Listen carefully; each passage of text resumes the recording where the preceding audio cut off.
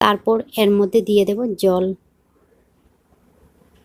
যে যেমন গ্রেভি রাখতে চান সেই অনুযায়ী জলের পরিমাণটা বাড়িয়ে কমিয়ে দিয়ে দেবেন। তবে আলু আর পটলগুলি যাতে ডুবে থাকে এমনভাবে জলের পরিমাণটা দিলেই ভালো লাগে।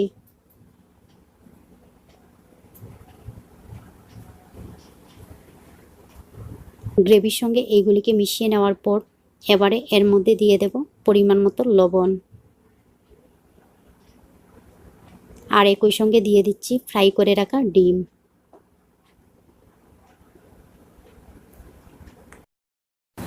এখন ডিমগুলিকে গ্রেভির সঙ্গে মিশিয়ে নিতে হবে।